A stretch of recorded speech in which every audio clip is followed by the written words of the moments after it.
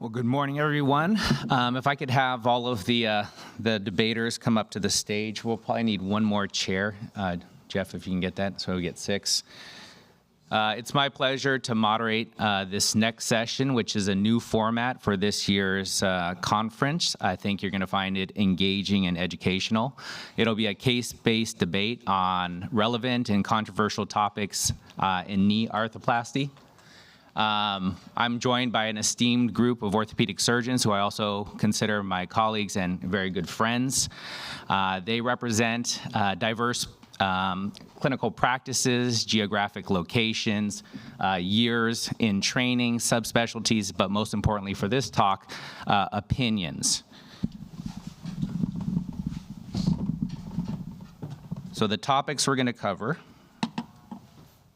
are going to be primary fixation or mode of primary fixation in total knees, isolated patellofemoral arthritis, and the best surgical option, zonal fixation strategies and revision TKA, and then the optimal surgery for our distal femoral periprosthetic fractures. So the outline of this, I'm missing the slide on the QR code. Oh, it's later. I moved it later. Oh, okay. So our first debate will be on fixation in primary total knees. We have Dr. Alfred Kuo, Vice Chair at the VA and a Professor of Orthopedics, who is a cemented knee replacement surgeon. Because of some logistic issues, he actually has some slides that are meant for a cementless talk, so bear with us on that. And we have Stefano Bini, who's our Chief Technology Officer and Professor of Orthopedics at UCSF, who will tell us why cementless fixation is the technology we should get behind. When's the formatting? Is it past this? It's later, yeah. Okay, so just to give you a sense of the format of this session, I'm going to start with a quick case, then we'll invite the speakers up to give their differing opinions. We'll have a bit of time to have some rebuttal, Q&A, and then I'm going to poll the audience as to who made the more compelling argument, and there will be a QR code that you'll scan to make real-time votes. Okay, so the first case is very straightforward. 70-year-old woman with several years of knee pain, the basic comorbidities with a BMI of 33. Exam listed here in these images. So we'll invite Dr. Bini up to talk a little bit about cementless total knees. Excellent, thank you. This is an interesting format, I really like it. So I've had the opportunity to talk a little bit about uncemented versus cemented, and so let's get started. So let's remind ourselves that there are earlier designs, and some of the literature reflects the learnings that we had in the process of designing implants for the knee with press-fit fixation, some of which went well, some did not go as well. But then now everybody seems to have converged to a relatively consistent design with a central keel, peripheral stabilization plates. And what is important to keep in mind is the stiffness of the tibial platform has become much, much higher than historically. It turns out that the stiffness of the tibial plate has a big impact on the loads on the interface. And the keel construct is very much stabilizes and decreases the torsional stability, increased torsional stability of the implants, making it far less likely to undergo micro motion at the bone cement interface during this critical healing phase. So these are very, very stable devices. Asymmetric trays, one of the early failure points for the first generation of tibial trays was subsidence into cancellous bone because some of the trays did not completely cover the outer geometry of the cortical margins. And so having a symmetric tray seems to be helpful, along with, as I mentioned, the wide keels and the spikes. So this new set of devices have remarkably good results. So this is a paper with Dr. Abdel is involved with, JBJS Reviews 2020, relatively recent, did a meta-analysis. And if you look at these numbers on the left, they're small, but they all say 97, 91, 100% at 8 and 10-year follow-up. So the results are really quite compelling at early to mid survivorship results. This paper got me interested. It was very recent, 2024 meta-analysis looking at 1,600 patients. 12-year follow-up is decent, and they had a very low aseptic loosening rate of 0.6% on cemented versus 2.6 for cemented, with a high cumulative survival. But when I looked at this graph, there was this one outlier. And so I was curious, okay, what was the issue with that? And it turns out that this article by Niv Brandt, which is a German author, looked at this specific device. It was a prospective randomized controlled trial using RFA. And so they actually were watching this tibia just subside. It's a tibia-specific or implant-specific failure point. And my point in saying this is that we have to be mindful that during the course of our evolution as orthopedic surgeons, we do take occasionally some turns that don't lead us the right direction. And while we have to learn from them, they shouldn't necessarily be used to damn the whole concept, if you will. So this particular implant didn't do well, but as you saw in the previous slide, all the others did. So what's the rest of the planet doing? This is a slide from the most recent Australian registry data. The blue line is the cementless, and you see there's an uptick around 2018, and it's borrowing or taking cemented implants market share, if you will. The American Joint Replacement Registry showed this graphic with cementless as hybrid, so it's a drop-off in hybrid but increase in cementless. I couldn't find a graph showing the same thing with cemented, however. But you've seen these data already in a previous talk, and what's actually happening in terms of survivorship. And what we're seeing is that the red line there is cementless on the left, and female cemented have a lower survivorship rate. Now, we don't actually have from registry data the cause, right, the root cause of this, and if you go out 5 or 6 years, the N is actually quite small.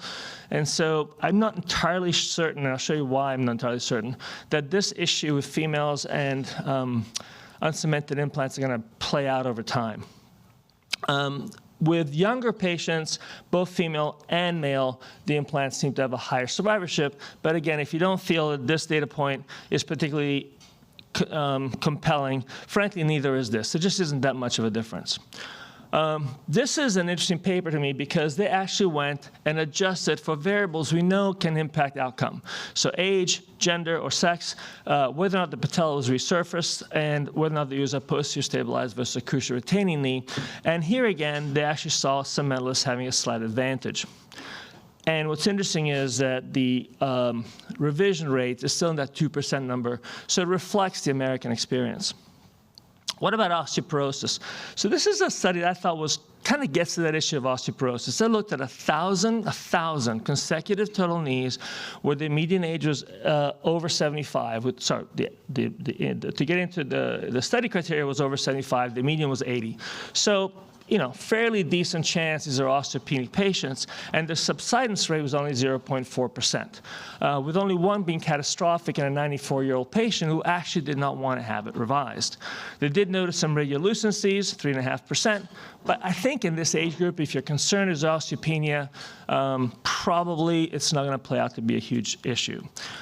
With respect to cost, this is yet another one of these cost papers. It's super hard to really judge because the reference points, you got to check them.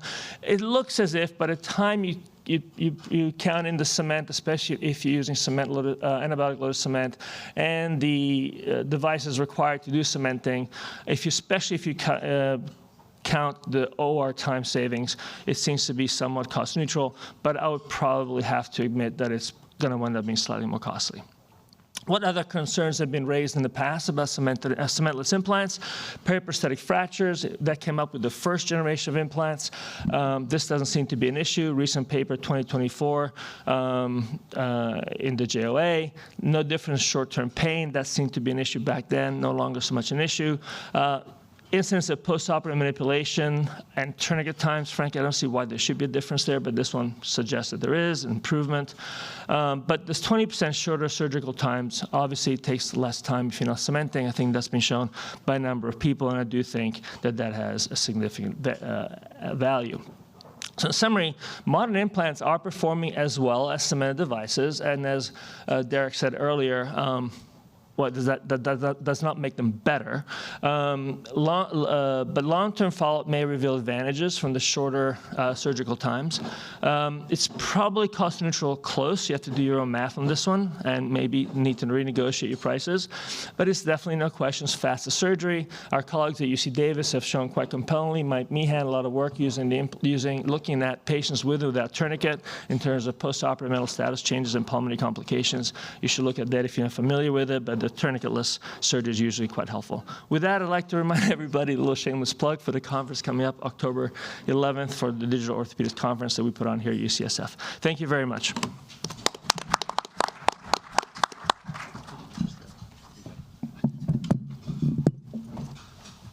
Should just be able to just. I think you just. Okay.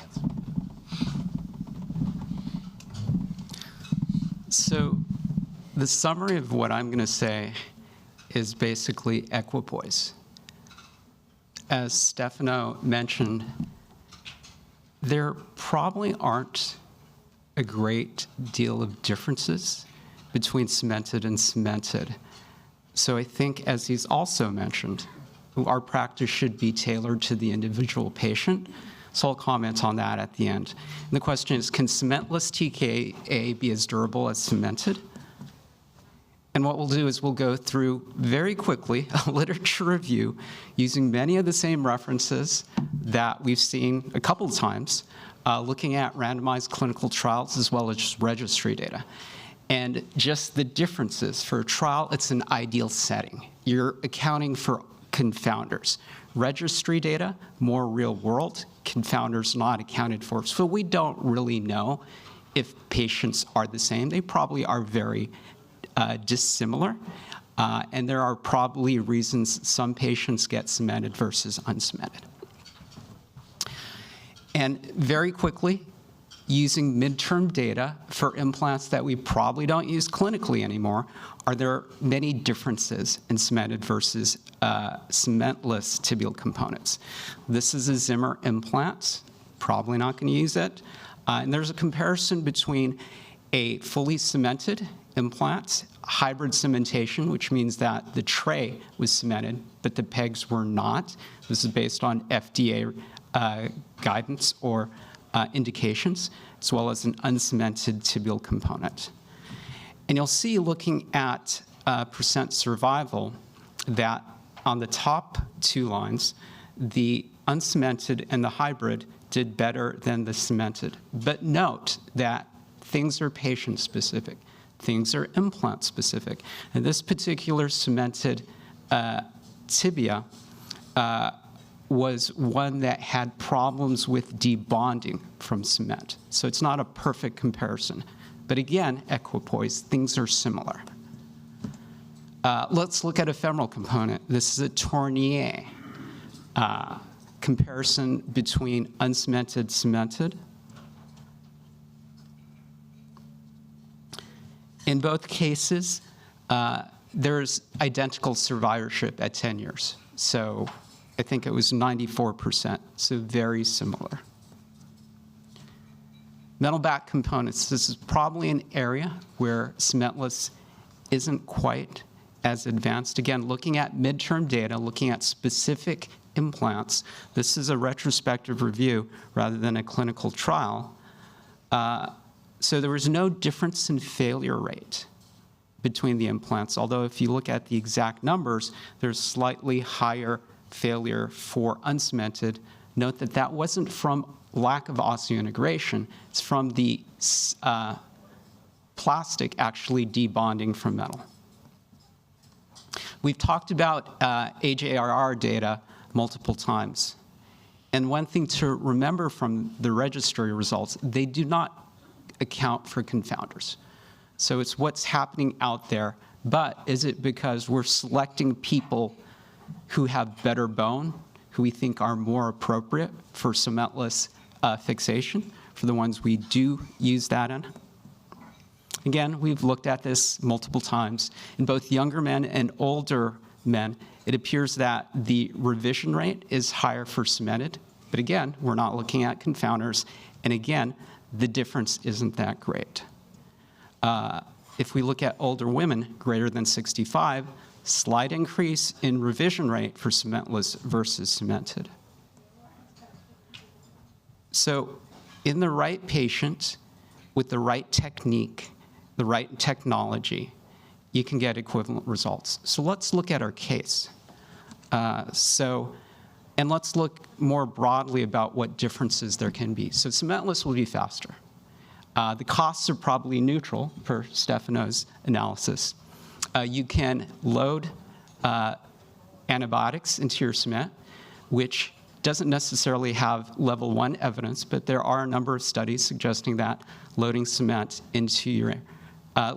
with antibiotics can reduce your infection rates. So this is a woman over 70.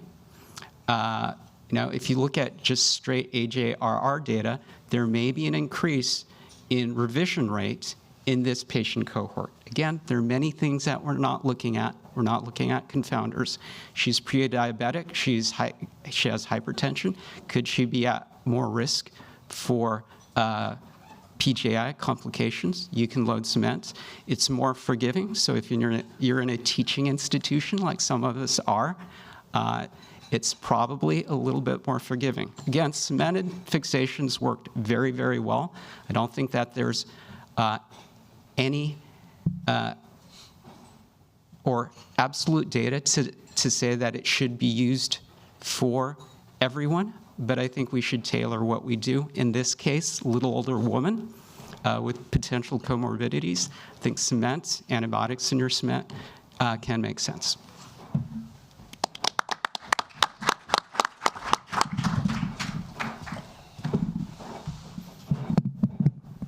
Thank you, too. So this is the QR code that we'd like you to scan to make your vote.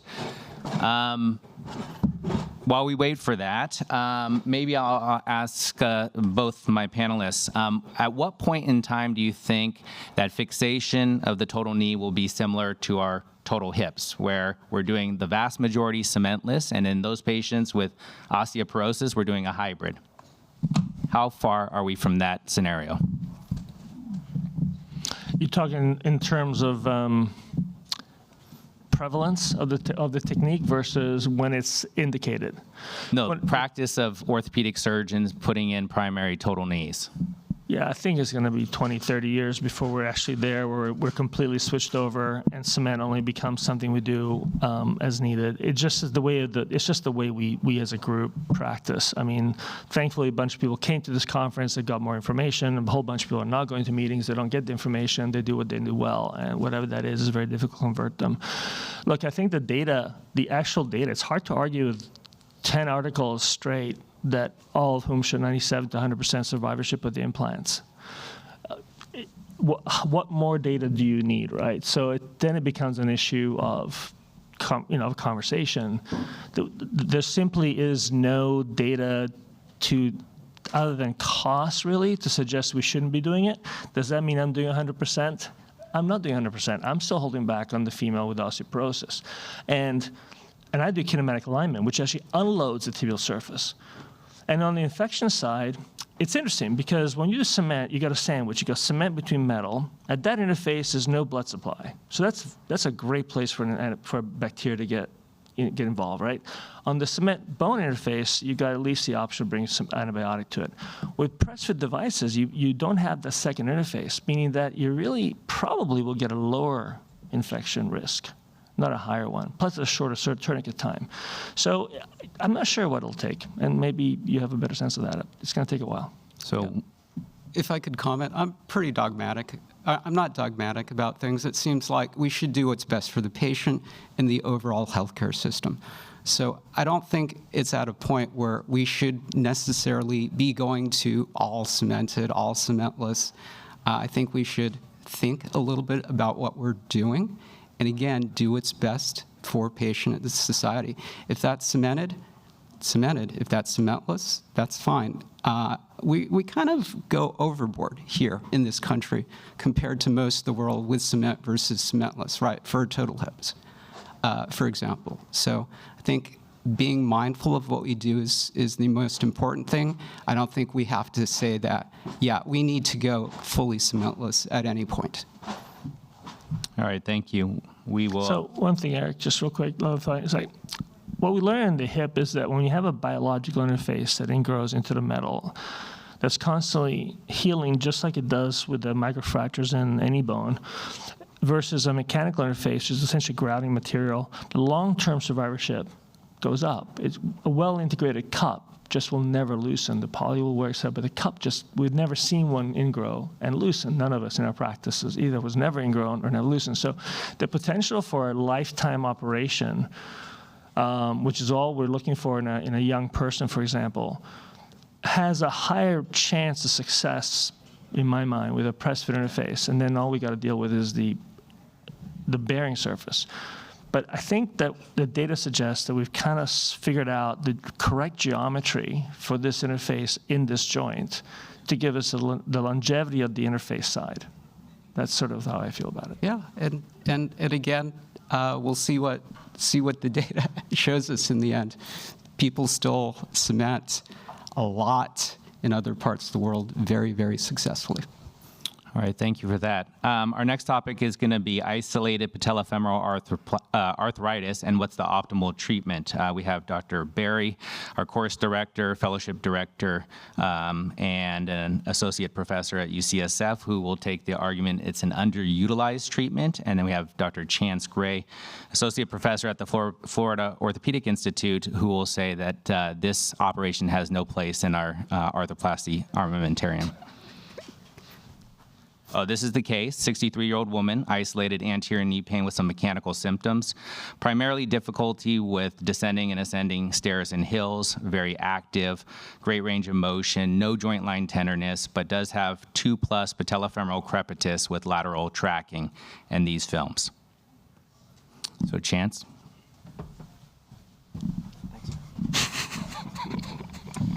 Okay, well, it's tough to debate Jeff. He's a sharp guy, but I'll give it my best here. So, my talk here, I think, sums up my feelings. It's a great operation if you love to revise what you've just done.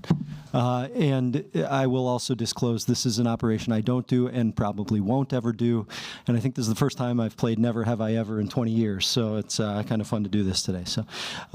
All right, so I'm going to take you quickly through my what I see as my top 5 reasons why this falls into the never have I ever category. So I'd say reason number 5, we'll work our way from 5 to number 1. So this is an operation where no one is an expert. Now, I say literally no one. There's probably a handful of people in the world that do this regularly, but I think the vast majority of orthopedic surgeons, including joint surgeons, almost never do this operation. So this is data from the National Joint Registry of the UK. You can see patellofemoral arthroplasty represents about 1% of their total knee operations over the 20-year history of the NJR. This is from a paper in Core looking at a bunch of the larger registries around the world. And again, you can see, I don't know what was happening in Norway in 2016, why they jumped up, but otherwise all registries around the world basically show this is a very infrequently utilized operation. So it's just something none of us ever really get experience with, and I think we all, as surgeons, feel like repetition is the mother of education, and doing a lot of something makes you better at it, and I just don't think there's any way you can get comfortable with this in your practice. Okay, number 4, mental health impacts the results of patellofemoral arthroplasty even more than a primary TKA, and I think we all know that it's got a major role in primary TKA, but that's even blown up in PFJ. So this is actually a paper done by Dr. Hansen while he was at Rothman with several other co-authors from Rothman, and what they showed was 2 things. Number 1, even though they did this operation on a lot of people, and some of them actually did improve, their mental health in general went down considerably, especially in the patients who felt that their experience was not quite up to par with what they hoped for. They had major decreases in their mental health PROs after this operation, and I thought this was an interesting conclusion too. Despite these improvements, even though the New Knee Society scores went up, fewer than 2/3 of patients were satisfied. So, we talk about 15 to 20% of patients being unsatisfied after total knee. Only, probably that number is 30 to 40% after PFJ. All right, reason number 3. the majority of patients cannot be really effectively optimized for the surgery. So this is from a recent review published last year in JBJS Reviews looking at modern patellofemoral arthroplasty. And I thought this was a hilarious chart. So these are things that negatively impact in multiple sources in the literature that negatively impact results after patellofemoral arthroplasty. And I think most patients that present for this fall into many of these categories. So I'll particularly highlight, I thought this was funny. Negative impact, being male or being female. So I guess you don't want to be either of those things if you want to have a good result with your patellofemoral joint replacement. Now, interestingly, they count male sex as being not modifiable, but female sex, apparently they say you can. You can modify the results by assessing their preoperative psychosocial factors. But many of these patients have been operated on multiple times, which is they've gone through previous arthroscopy. And all of these things are negative indicators for success after this operation. Number two, way too many of these are still being revised, even with modern implants. So again, data looking at the NJR in two different forms here. You can see the orange line here, which is way higher than all the other knee replacement bearing couples and fixation types. Is just through the roof. Those are patellofemoral arthroplasties. And looking at it in tabular format, I highlighted it down here. You can see that the revision rate is much higher with patellofemoral arthroplasty, up to nearing 30% at 18 years, which is the last data that they have, but dramatically higher than any other replacement.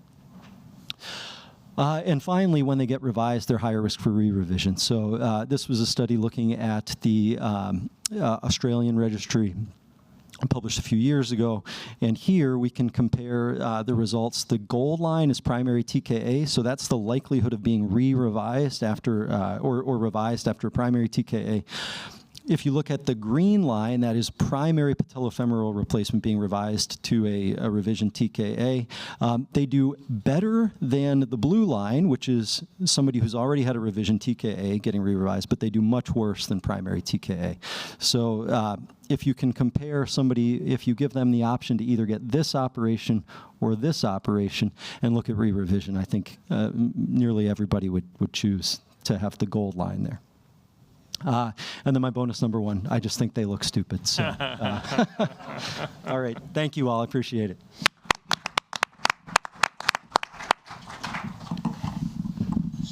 All right, that was good. So I'm going to argue the other side here.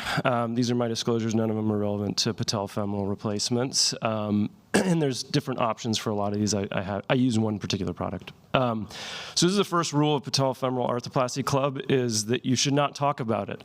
And the reason is because it's such an easy procedure, and I think they do really well. So this was one of my mentors in fellowship, Dr. Beaver, said it was so easy even a monkey could do it, or a fellow. So I think that the lack of experience for this doesn't necessarily play towards the outcomes. It is an underutilized, and these are the percentages like Chance showed, less than 0.5% of all the knee surgeries in the American registry are patellofemorals. And the number of surgeons who do them is very low. I think 10% of them might be in this room right now. 40 surgeons registered patellofemoral replacements in 2022. And I know 4 are here at least. So there's not a lot of people doing it, but let's go through a hypothetical case. This is a 45-year-old woman who's a yoga instructor. She's got bilateral anterior knee pain, lives with her cats. She wears sunglasses in clinic. She's got great range of motion, no pain at the joint line, just patellar pain. Her x-ray looks almost normal, but her MRI has full thickness cartilage loss in multiple areas of the patellofemoral joint. Who's excited to do a total knee on that patient? No one, right? No one wants to do a total knee on that patient, but there might be another way to take care of this person and still get them back to doing the things that they want to do. And so with a patellofemoral arthroplasty, it's less surgery, it's a more normal feeling knee. That patient was back to, that was a hypothetical patient, but the x-rays for this patient is a 45-year-old woman, back to running at 2 months, not necessarily at my recommendation, and that's the ultimate in natural knee kinematics, which is going to get Dr. Beanie really excited. So historically, you know, there were bad implants for this. This was the first one, which is just basically a Vitalium cap. And then there were a bunch of inlay implants that didn't work so well, and now we have the modern, more onlay type implant. Historically, they failed because of patellofemoral complications at a small percentage. And really, it's always been progression of arthritis that is the reason that these fail.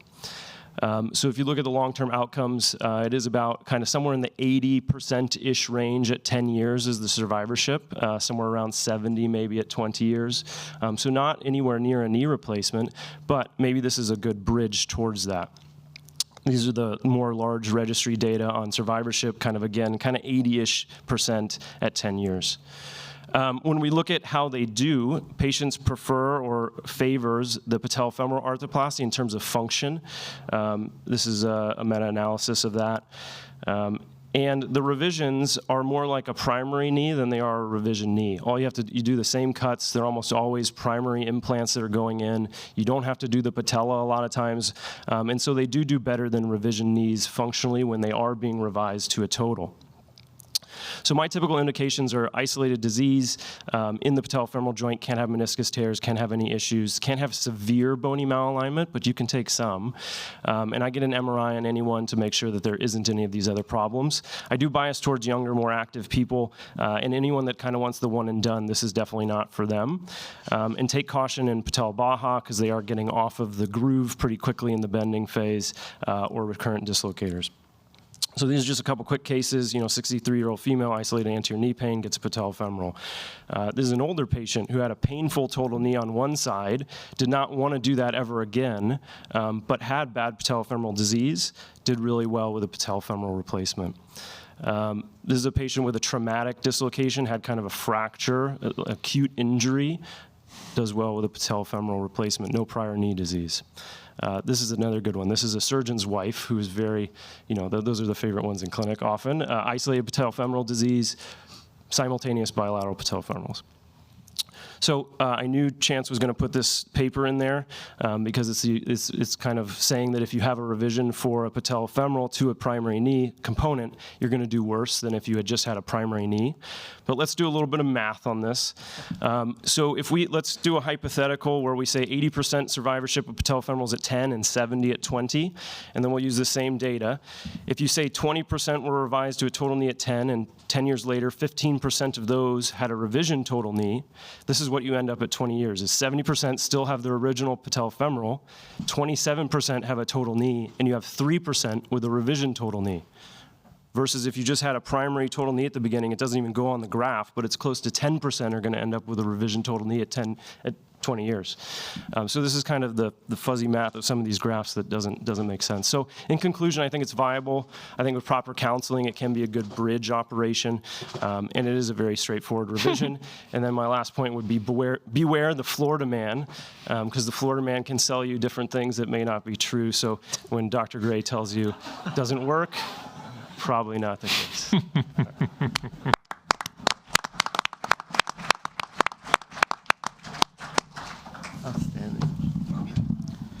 Thank you, too.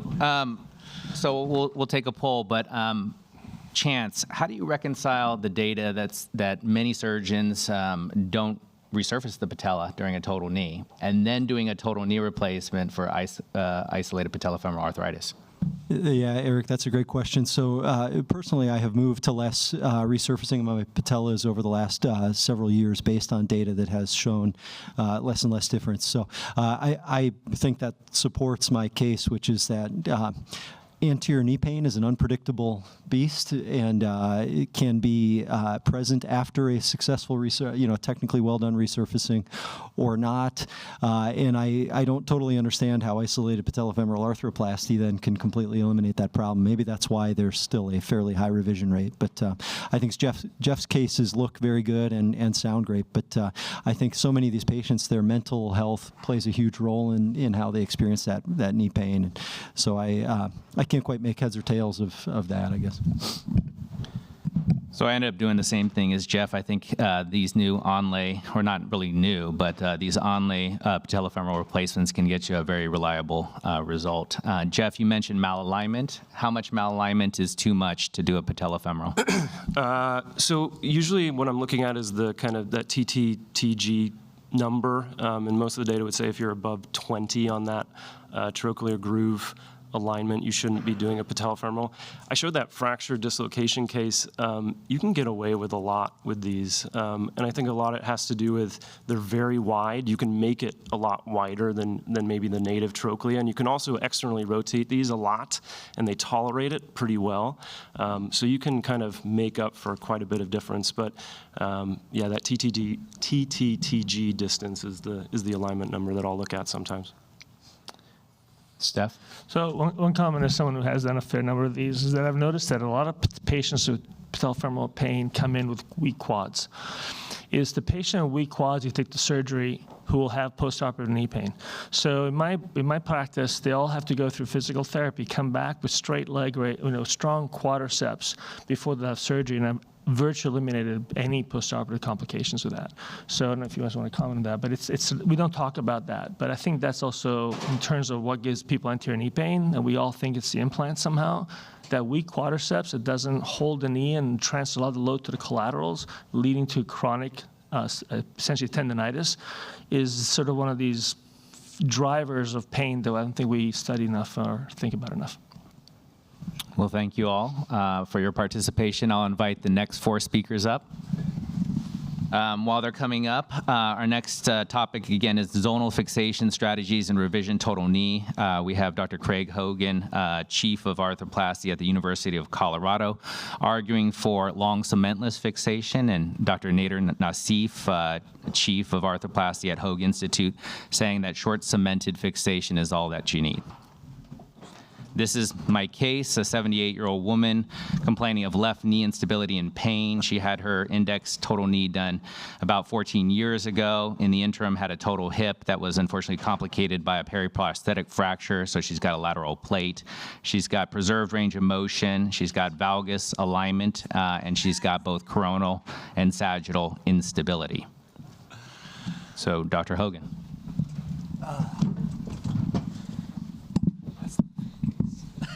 Yeah, he wins for that case. I think we all probably do a bunch of different things, but I'm going to try to at least convince you that if you want to do cementless stem fixation revision total knee, it's a safe thing to do. Green button, Eric? Yeah, green button. Okay. My disclosures are not really relevant. I just get fellowship funding from a few different companies. So I'm just going to go right into the evidence of, how do we fixate our revision knees. To be honest, in preparing for this talk, this is the same stuff that I was reading 10 years ago as far as cementless fixation. This is out of the Rush group and Wayne Poprosky that had 88 two-component revisions, 100% survivorship at 5 years, 90% survivorship at 10 years. And this was with modified hybrid stem fixation, which really is cementless. It's, no cement in the canal. I think the key for those that haven't looked at this paper is that you have to get into the diaphysis if you're going to choose cementless stem fixation in total knees. Obviously, the case that Eric just presented, that's not going to be possible, so I lose this debate, but this one is safe. This shows something different, right? So stem fixation and revision total knees, this is from Tom Faring's group, and this is dated technology. Look at the dates, 86 to 2000.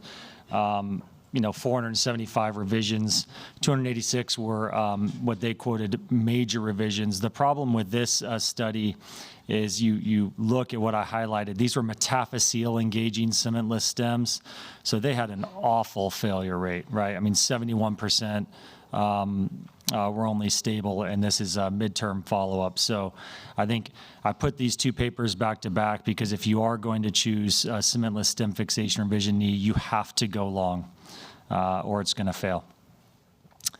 So what does that do when you go long? This was a paper from Leo Whiteside, again, fairly dated, from 2015. What percentage of patients have stem pain?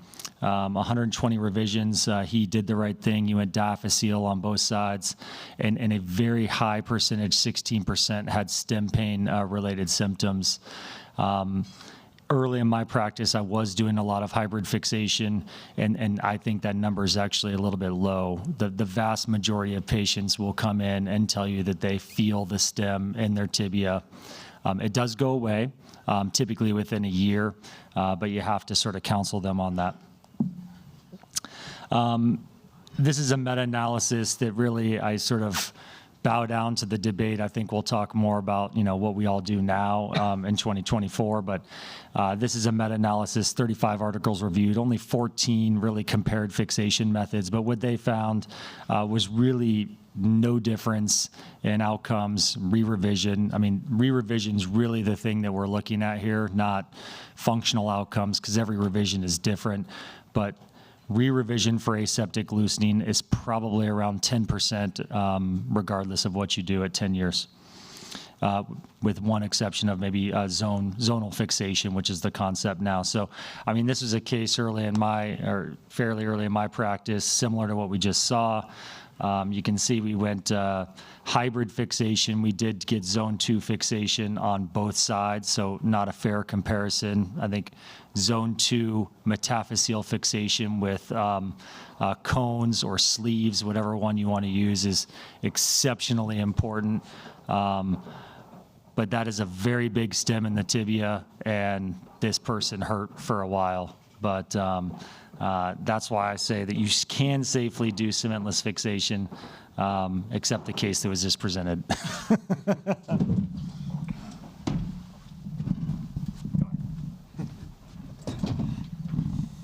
All right.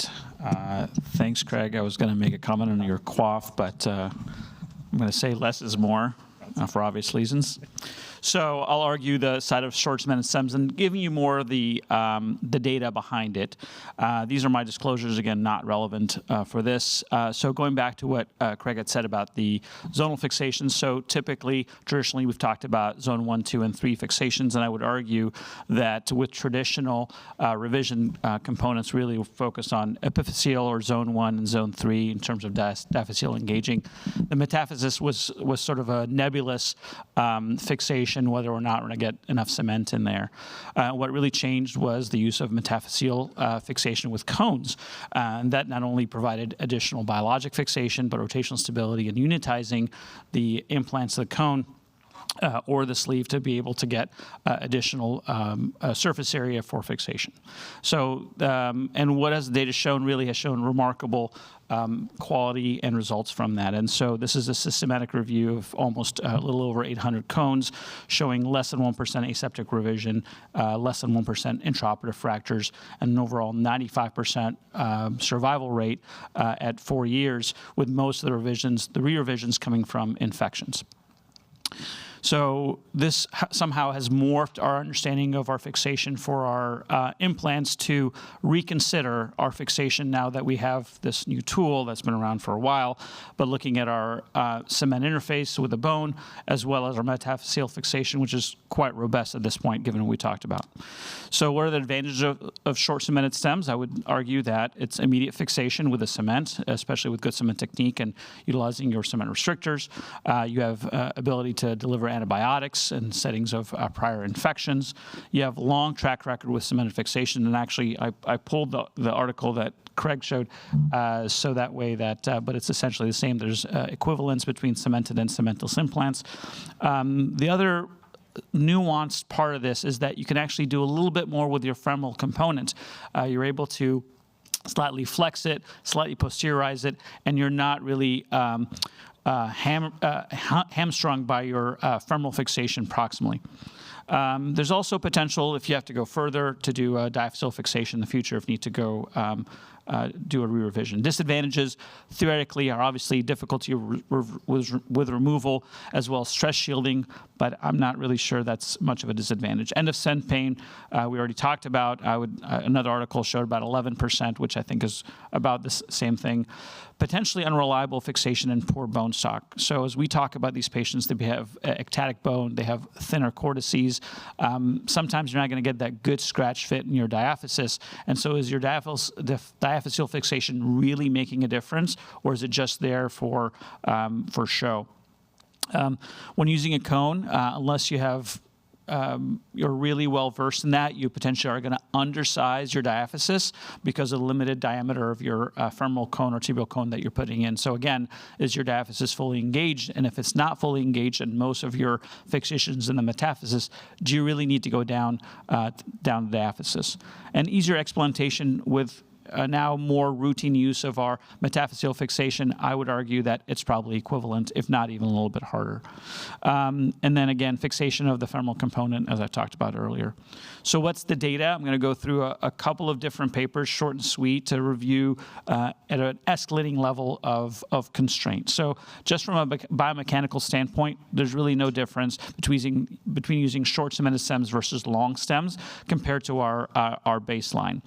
This is both in finite element analysis as well as in vitro models. Now, looking at the implants themselves, this is a study out of Germany, looking at 58 revision total knee replacements using a very small stem extension. Interestingly enough, only about a third of those had varus valgus constraint, and only about a sixth of those, 16%, had a tibial cone in place. No revisions were required at 5 years, as well as there was radiolucencies noted, where most of them were noted with the tibial implants that did not have tibial cones. Now, if you add the tibial cone, you can see that there is better improvement. Again, this is 44 patients that are retrospectively reviewed with no difference in their 4-year survival, as well as their functional scores. This compared short cemented stems with tibial cones to long uncemented stems with the same tibial cones. So, and there was, of note, with the short cemented stems, no diaphyseal engagement. So let's take it up a notch a little bit. This is out of Ortho Carolina. Now we're looking at patients who are mostly varus valgus constraints, about 60% of them, and about 6% are hinged. No difference in their 4-year survival at that point. And then taking it to the next level, this is probably the most constraint that you're going to get. This is out of France. Interestingly, they did looked at 3 different groups with a hinged knee design. The most constraint that we can put into a knee revision. The 5-year survival between a short cemented with cones, a long uncemented with cones, and a long uncemented without cones was very similar. There was no statistical difference between the 3, and there's really no disadvantages in using a short cemented stem, even in the setting of our highest constraint. So I think in the end of the day, I think modern metaphyseal fixation has changed the game and how we take care of these patients. I think short cemented stems may actually be technically more forgiving to allow us to put the implants in a little better position if we need to, and not so much of a restriction. And I think the fear of re-revision is not reasonable, given that we're using metaphyseal fixation throughout. Thank you.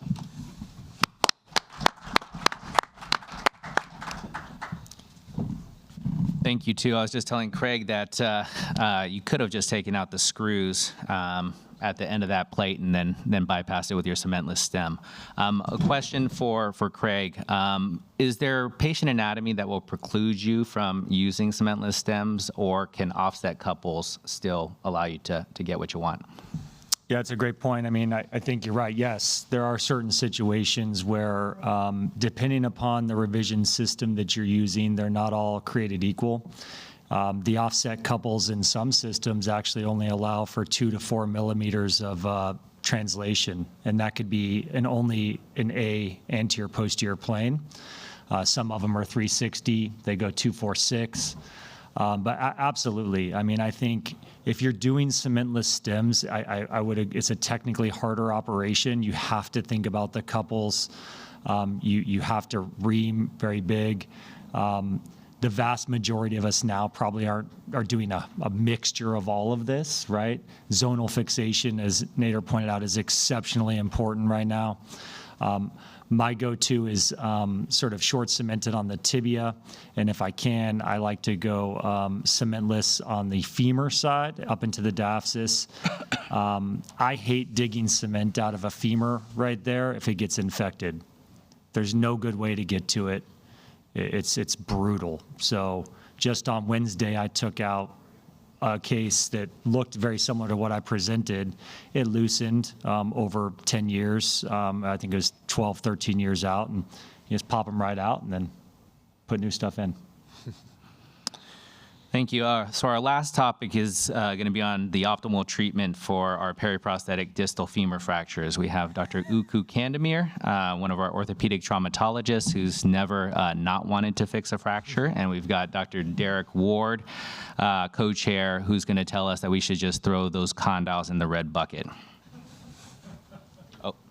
Sorry, this is the case. A 75-year-old woman underwent a left total knee at an outside hospital, and the primary surgeon requests transfer to UC for an intra-op misadventure. And you can see the films here with the staples in place.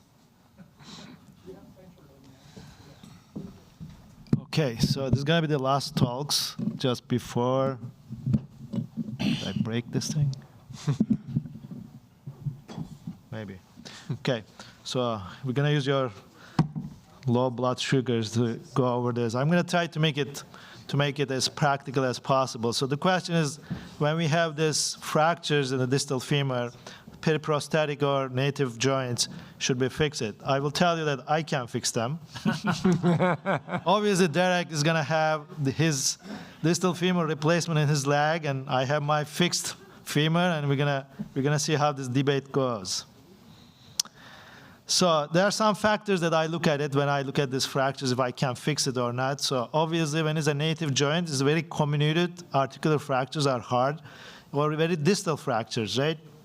So in the periprosthetic ones, the amount of the bone, the real estate you have for putting fixation, we gotta know how much is there. And if the component is completely loose, which is actually a rare case to tell the truth.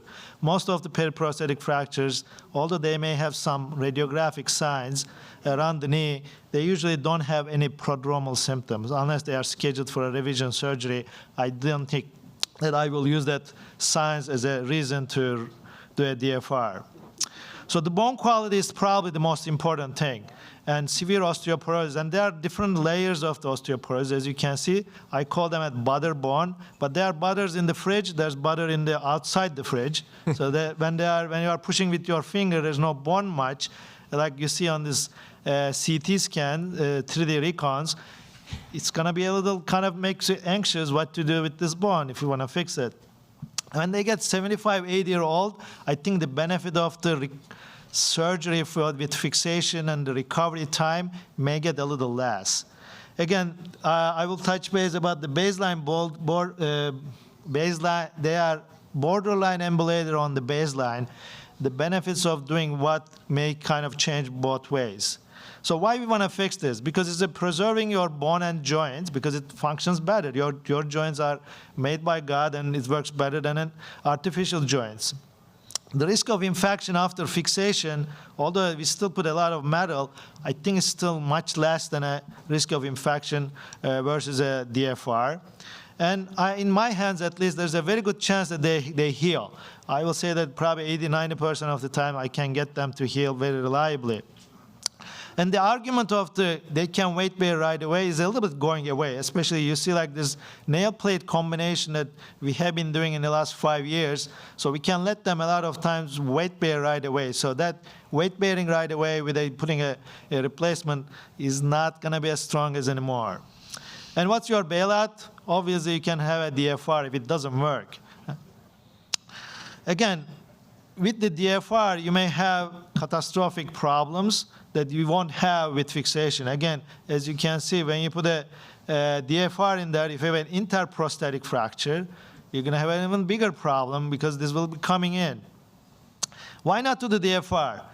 It doesn't work as well as the native joint. Risk of infection, kind of extrapolating a little bit from the tumor literature with this megaprosthesis, because it's not the same as primary total knee.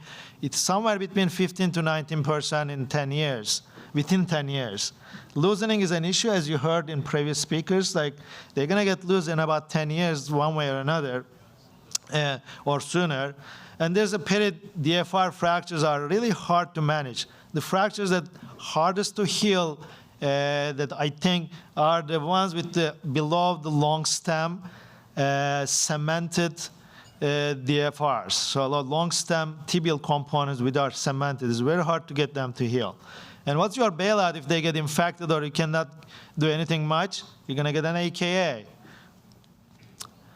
So it's like a time bomb, as you hear. So you put a DFR, if it works great at the beginning, if you don't get an infection early on, it seems to work fine. But with time, if the patient survives long enough, the problems kind of algorithmically is going to go up. Infection, loosening, or there's going to be a fracture around your DFR. Or I'm going to tell you about this patient that we got. So this is a 66-year-old chronic draining wound presents to my clinic. And this is around the DFR. So this is a good reason not to do a DFR. This is how it started, actually, this patient. Got this. Actually, why got the DFR? Got a distal femur fracture. So maybe if we were able to fix it, we wouldn't be here with this draining wound after a DFR, after a periprosthetic fracture, after fixation. Now is a really big problem because it's very hard to cure. I remember that. So this is a 64-year-old. Again, I chose an extreme case for a purpose because I think that's where the debate is. More simple supracondylar fractures, anybody probably can fix it. So can you fix this? On the X-rays, it doesn't look that bad, right? So it looks like fixable, simple fracture lines. But the CT scans kind of scares you a little bit. But I will tell you, I have other tools that I can use, and I can supplement that bone, or osteoporotic bone, to supplement, and I can fix it. I think there's no debate here. I can fix them.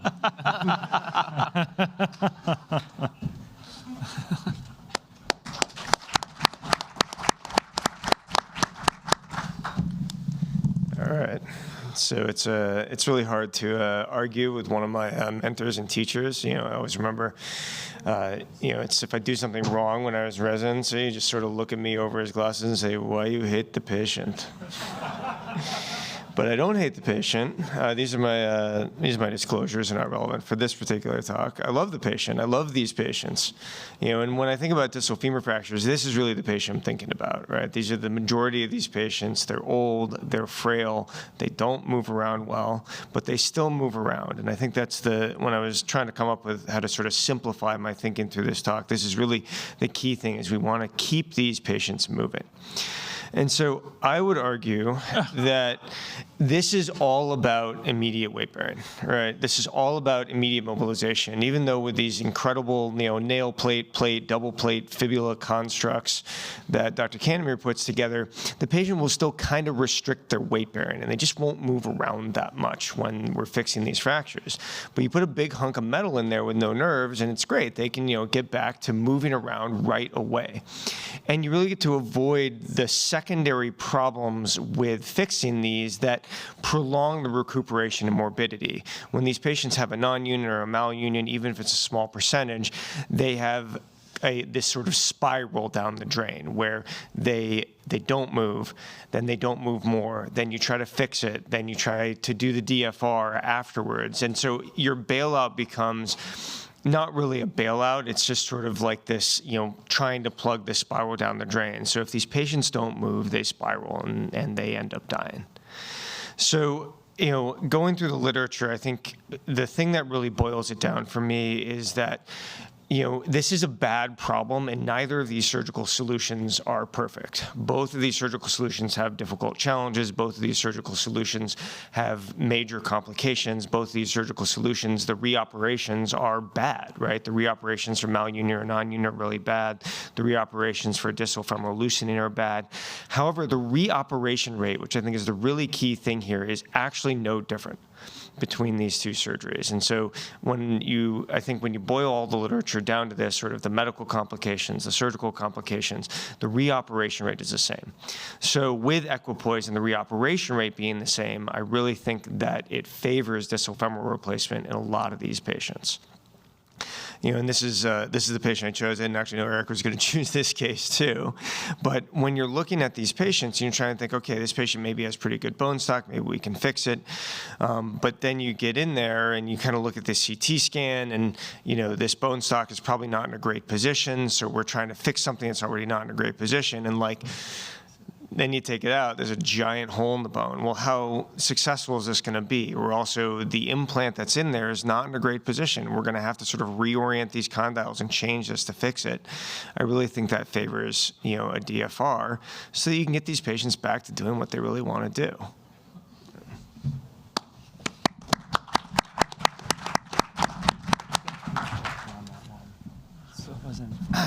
I used Derek's case, so that's kind of unfair. But there was a lot of talk about the complications of a DFR being infection and loosening. So, Derek, can you share with the audience sort of how you think about fixation of your femoral component, tips for using cones, and if you can't use a cone, how long do you go with the cemented stem?